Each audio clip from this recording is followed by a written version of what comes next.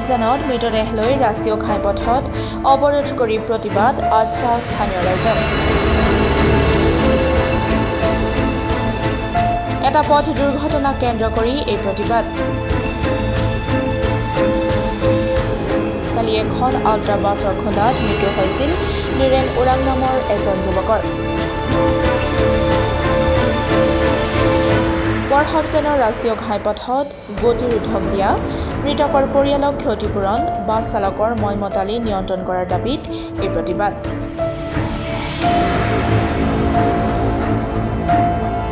কেইবা শতাধিক ৰাইজৰ ৰাষ্ট্ৰীয় ঘাইপথ অৱৰোধৰ ফলত বন্ধ হৈ পৰিছে যাতায়াত।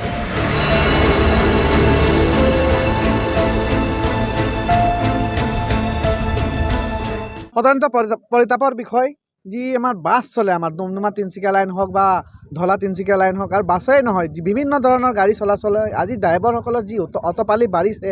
আজি এক নিৰীহ লোক তেওঁ বজাৰ কৰিব ওলাইছে, সেই মানুহজনক আমাৰ থিতাতে তেওঁলোকে মাৰি কিনে নিহত হৈ গ'ল, কিন্তু ঘূৰিও নাচালে বাছ ড্ৰাইভাৰজনে, হেণ্ডিমেনজনে, আৰু গাড়ী লৈ থানাত চমজাই দিলে।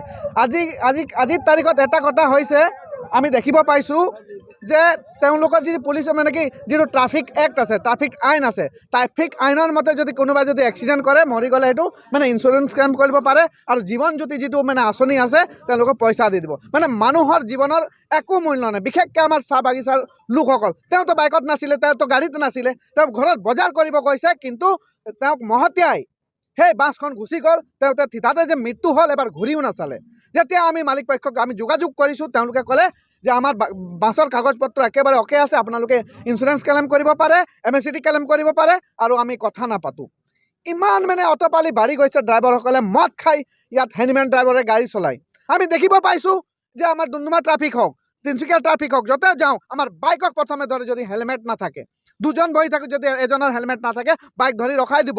এজন হাবেলদাৰেও চাবি কাঢ়ি কিনে লৈ যায়, যাৰ মানে অথৰিটিয়েই নাই, অধিকাৰেই নাই। কিন্তু বাছ ড্ৰাইভাৰ হওক, ডাঙৰ ডাঙৰ গাড়ী চালকৰ ক্ষেত্ৰত সেইবোৰ কিন্তু আমি দেখা নাপাওঁ। আৰু তাৰ গাফিলতিৰ কাৰণে, সেইবোৰৰ গাফিলতিৰ কাৰণে এজন আমাৰ নীৰেণ ওৰাং বুলি ভাইটি এজন আজি প্ৰাণ হেৰুৱাবলগীয়া হ'ল। তাৰ কণ তিনিটা ল'ৰা ছোৱালী আছে, তেওঁৰ সহধৰ্মিনী আছে, তেওঁ একমাত্ৰ জীৱিকাৰ উপায় আছিল ঘৰত, কিন্তু আজি তেওঁ প্ৰাণ হেৰালে। তাৰ পৰিয়ালক কোনে পোহপাল দিব? সেইবোৰ ক্ষেত্ৰত একো মানে আমি এটা সঁহাৰি নাপালোঁ বাছ ড্ৰাইভাৰৰ ওপৰত। আপোনালোকে কি বিচাৰিছে? আমি বিচাৰিছোঁ যে প্ৰথম কথা, আমাৰ স্কুল এৰিয়া হয়, ইয়াত স্পীড ব্ৰেকাৰ হ'ব লাগিব। সেই বাছ ড্ৰাইভাৰ অতপালি নচলিব, যিমান লিমিট থাকে সেই লিমিটত চলিব, আৰু য'তে ত'তে বাছ নৰখাব। আপোনালোকে গম পায়, এক মাহো নাই হোৱা আমাৰ হানচৰা কালী মন্দিৰ ওচৰত এজন বাছ ৰখাৰ কাৰণে এজন বাইক তলত সোমাই গ'ল। বাছ ড্ৰাইভাৰসকলৰ ইমান অতপালি যে তেওঁলোকে যে চাইকেল গাড়ী অলপো মানে চাইকেল চলা হওক, বাইক চলা, তেওঁলোকক ভ্ৰক্ষেপেই নকৰে।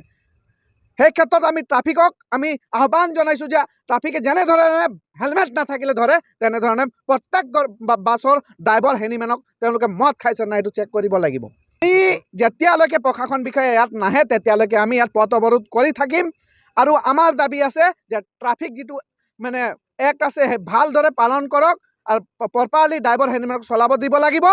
আৰু আমাৰ নিৰীহ মানুহৰ ওপৰত অত্যাচাৰ যাতে আৰু নহয়, আৰু এনেদৰে যদি প্ৰাণ হেৰাই থাকিব, তেন্তে আমি কিন্তু আৰু শান্ত হৈ নাথাকিম।